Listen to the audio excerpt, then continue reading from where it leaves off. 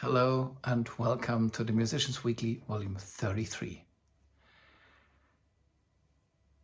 One of the central phenomena in music evolution in the 20th century was what we call the emancipation of dissonance, which started in the 19th century, but already started back somewhere in the 16th century or 17th century, around the turn of these centuries. Anyhow, it went step by step, so to say, and in between there was not so much more emancipation, and then we had these real radical changes in the 20th century. And this was an absolutely unavoidable evolutionary necessary step in history. So we freed ourselves from any kind of conventions. And this happened basically in two big steps. The first one in the 1920s with Viennese Second School, with Edgar Varese, and with all these new heroes. Also late Janacek and so on. Late, maybe better we say even in the 1910s. Then also some Stravinsky and Bartók and so on. All these things are included. And then we had the second step, which was after Second World War, when particularly in the countries who were most directly involved in the Second World War in Central Europe, I speak about Germany, Italy, and France, particularly there, they wanted to throw away all the relations to tradition, because they said that tradition has led us to this point of catastrophe, of total human disaster, and now we have to rebuild the world, but not rebuild to build a new world, to build a new human being, to create a new human being, which is not new. It was also philosophy of the century before, and even of 2 centuries before. But anyhow, this ideal human being. And of course, in another way, also the same happened with Russia in all the communist countries, that they also wanted to create the new human being, but under different perspective. So in the communist countries, it was the idea that music shall not be formalist. And if it's formalist, that means if it is in a bourgeois tradition of thinking, of structuring, of building up, it is to be refused, and even the composers can go into Gulag. And here in the West, it was like, if you have any relations to the past in your material, in your style, in the way you connect the musical material, in the way you connect the sounds, you are an anachronist and you are to be excluded. This was very openly said, by the way. And even in later years, in the 1990s, when Mauricio Kagel came back to Donaueschingen with some kind of openly traditional music, even entertaining, there were people like Helmut Lachenmann, who always were a bit more with blinders, who treated him as a traitor. And also, of course, Henze. Hans-Werner Henze was treated as a traitor already in the 1950s in Donaueschingen. And so, in Henze's case, it was very openly, it was just in the time when everything started to totally new vistas, and the domination of aesthetics like Nono in the serialist manner, it was so total that there was no space for anything different in these places. So it was a kind of cultural fascism. It led to some really interesting and unique results in the music of, let's say, first of all, Luigi Nono, totally radical and totally anti-human in a way. Of course, it was considered to be truly human, and because the thinking at that time was we have to get rid of all these things that made it pleasant and made it fascinating and made it hypnotic and made it beautiful and so on to listen to music.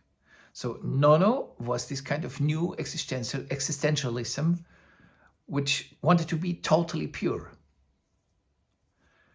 Finally, it was also a bit lifeless. It was totally structured. It was totally concentrated. It was extremely focused. And as an extreme position, it is something absolutely unique in history. Then we have Boulez, who was always a kind of aesthetic composer and who is technically extremely fascinating, also from orchestration. Then we have Stockhausen, a man full of fantasy, a man basically very musical and full of provoking and ideas and really believing in building up a new world, even if it's sometimes with helicopters, a string quartet, it's kind of funny nonsense, but basically believing that something completely new will be built up. Then we had Ligeti, who was in these early works around the turn of from 1950s to 1960s, who was absolutely fascinating in his micro precision in sound fields, in modeling of so-called micropolyphony, and in kind of really dystopic visions of sound, which were very useful for Stanley Kubrick, for example. And Penderecki, of course, at the same time with his orchestral music sound derived from electronic experiments.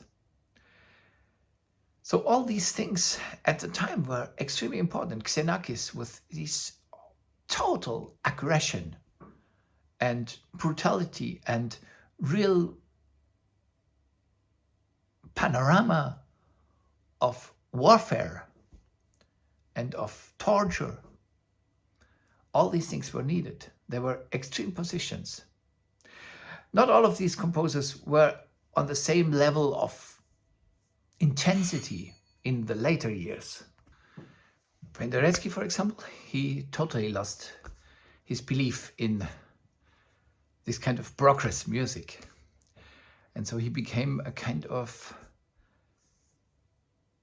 tradition-based craftsman who was basically interested in bringing new repertoire to the orchestras and to chamber musicians that would last for a long time. And he was also very much obsessed with reproducing himself. Then, a very interesting case, by the way, Gorecki also started as an avant-gardist and then had this Third Symphony, which was seemingly a total disaster in the premiere, and later it was suddenly discovered in the in the late 1980s or early 1990s, and became even a world hit. And he was, of course, attacked extremely by the ex-colleagues from avant-gardism. But now among these who were the so-called leading avant-gardists, Xenakis stayed Xenakis for all the time. But I think he lost a bit of his immediacy of impact. Boulez, he didn't compose so much in later years, so he was always becoming more a kind of precision worker on his aesthetics. But of course, a lot of his music you cannot understand at all, which is very speculative. For example, extremely the Livre pour Quatuor, which is music which is amorphous, basically, but very. Yeah, we say it's a lot of craft behind. Whatever craft is, it is very structurally complicated music, definitely. I don't consider it music, honestly. But some of the boulez, when he has more colors, it's absolutely more fascinating. Stockhausen became a bit victim of his own overestimation of himself, of his megalomania, and the music became a bit thinner in the later years.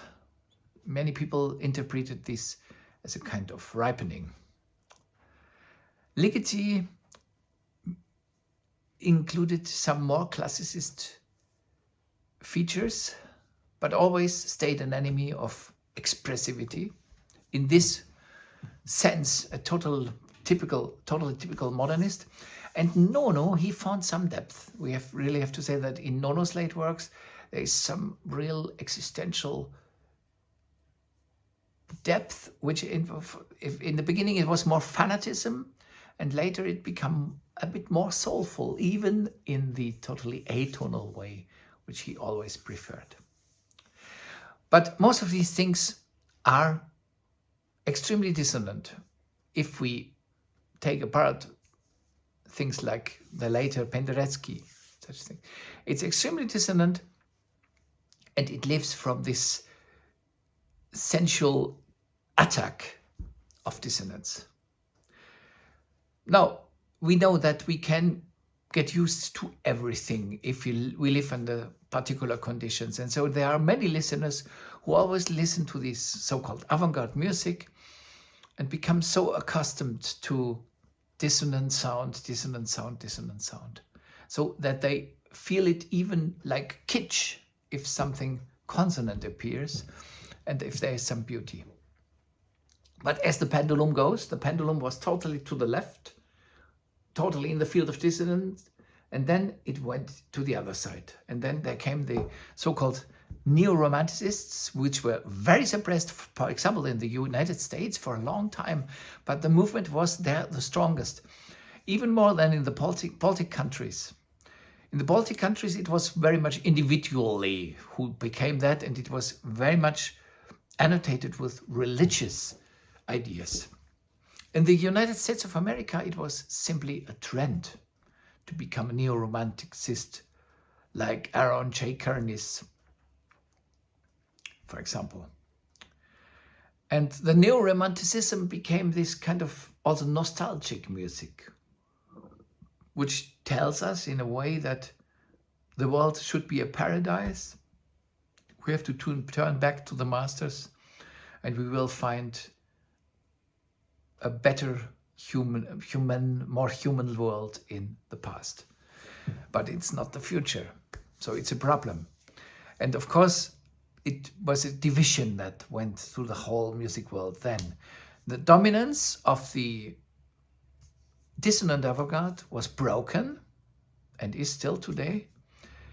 But we have now the people who are still very convinced that it should be totally modern and on the edge of what you can understand, what you can feel, and so on.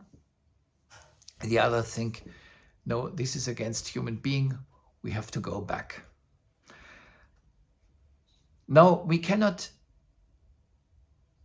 deny that the avant-garde in this hardcore manner was a cul-de-sac. Finally. It was absolutely necessary in the beginning, but it should have never dominated the whole aesthetics. So it was even a very interesting fact that in the countries who were not leading avant-garde countries, like the US, for example, but even more Latin America, the teaching became extremely fanatically, fascistically atonal. And composers, for example, in Peru or in Argentina or in all these countries, they taught their pupils to be pure avant-gardists, in Mexico and so on. And so because there were not so many who were teaching, there were in many places no alternatives at all. And so for many of these pupils, it was a horrible time. They wanted to study music. They wanted to be composers in the sense they felt composing, and then they had to go with the fascist trend, the psycho-fascist trend of the time, which made it very difficult to develop in their own way. At that time, in many other places, there was much more freedom. For example, in Germany, there were a lot of places then where composers could develop the way they wanted. For example, if I take the Berlin School with Boris Blacher, or the other Berlin School with Heinz Tiessen, or we take the Munich School with Günter Bialas or Wilhelm Killmeier, there was much more freedom. There was even the idea that composers should develop individually everybody as was his way, his unique way. Of course, we had the problem with, when I spoke with late Günter Bialas, he said that he fears nothing more than applause from the wrong side. And so this idea of please don't let us lose the fight against reactionarism and against the old ideologies was still there. But against means not for. So can you develop in a natural way, your own way, only because you are against something, because you fear something? I don't think so. Anyhow, this emancipation of dissonance is something very interesting, because on the one hand, it made everything possible. On the other hand, if we listen always to dissonant sounds, it's a nivellation that takes place, because we lose the sensitivity for the degree of dissonance and for the sensitivity for organic relations and for correlating different kinds of tension. And this is what happened to many. And if I always can observe that musicians who are totally in avant-garde, almost everybody of them lost the feeling for tonal relations, for tonal tensions, tonal releases, for long-term tonal development. From an analytic point of view, they can do it, but they don't feel the subtle articulations and tensions of the harmony. They see it from a purely technical standpoint. And this is something that makes it, everything has its price. So you free yourself from all conventions, you go into a totally new world, which is sound under stress all the time, but you lose the feeling for release of stress. And you lose the feeling of these subtle harmonic colors. And Robert Simpson put it very well. He said, it's a great pity that with the omnipresence of dissonance in music, we lost the quality of clear harmonic relations. And this is true. So it is worth to rediscover that. But it is not the sense of the whole affair to go back to another time. And there were a lot of battle calls, even in the 1910s, 1920s, back to Bach, back to the medieval time, back to pre-Baroque music, and so on. All these things, they didn't lead to something really fruitful for the future. They finally they proved to be also fruitful because their new interconnections appeared and new things were created from the desire to go back in time. I think even if I think about Ottorino Respighi and his Antiche Danze d'Arie, the third suite for string orchestra, it could not have been written in the century before. And it's totally nostalgic. But on the other hand, it brings a new kind of individualism into this old music. So it's a mix-up, which is an amalgamation of his soul of early 20th century with music of early Baroque. Very interesting thing, like Edvard Grieg in the century before with his Hallberg suite. But Respighi, of course, knew much more about the difference between now and the time before. So it becomes a kind of multi-perspective composing. In his way, some people think it's naive. I don't think so. I think he totally knew what he was doing, even before in his suite in G for strings and organ, which is very pompous at some time and extremely glorious in the sound, and one could say it is pure anachronism. But this pure anachronism has it's really soulful. It's not anachronistic.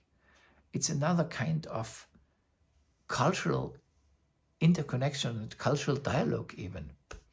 And it is his unique way of expressing himself. But in his music, you can see that, of course, tonal relations are totally there, consonance is there, and it works. It is authentic, so to say. But we have a lot of going back to tonality in the old sense and beauty and so on, where we feel and we understand that it's not authentic. It is only the wish to create a more harmonic world. But then people come and say, okay, but today we don't have this harmony. And today we have all these technical things and we have all these. We never had the harmony. The harmony was always the other thing that could cure the world, so to say, which was not in harmony. But there is a degree of naivety which we have lost. It's definitely past time. So this is not to be found at the surface of the music. It is to be found in the deeper levels of the music. On the surface, it can be total beauty and purity and everything. But if it's sterile below that level, which is normally the case today, then there is no real life. It's an imitation, finally. So it is such a subtle difference between where we can overcome avant-garde in the sense of the 1950s, 60s, or also of the 1920s, can overcome this idea of music against human being, this machine-like music, and all these things, this materialist idea of taking sound and noise and combining it.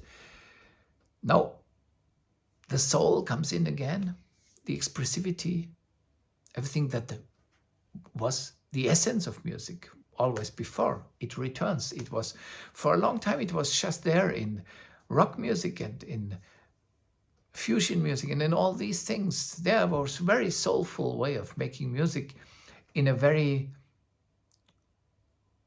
rough-hewn way, we can say. Not very subtle, definitely not. But there it was still there. And of course, people went there. So there were not many people in the Ivory Tower region of avant-garde. Of course, there were never. But now this life, the blood, it streams into these fields of experiment. And now we have to find out, every composer, what is our essence, and not to have a masquerade that we want to have some ideas, some ideologies about music, all these things. We have to understand that the dissonance, the omnipresence of dissonance, is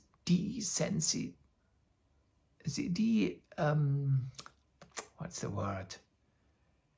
Our sensitivity is lowered and nivelated if there is always dissonance. If there's only consonance, it becomes a bit empty.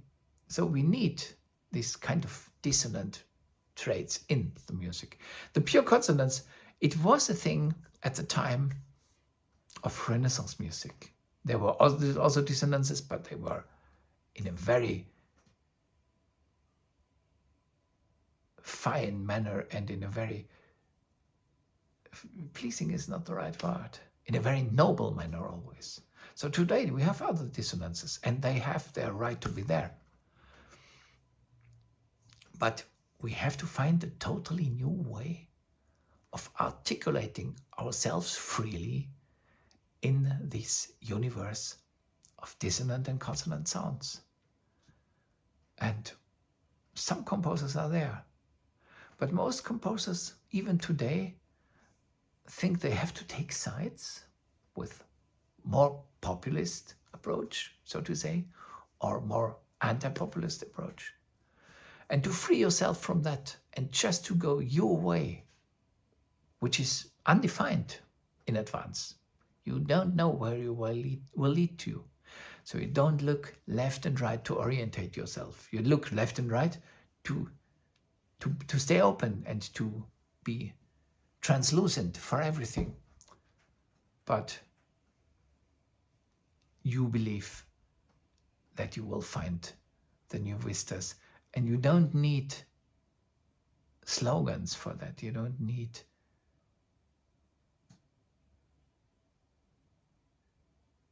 what we call convictions for that. Social connotations. All this is not needed. Freedom lies behind that, so to say. So I know that this is a quite difficult field, and I hope you can take some inspiration from my words. I'm very happy if you find it really interesting and you maybe go into discussion, and you can, of course,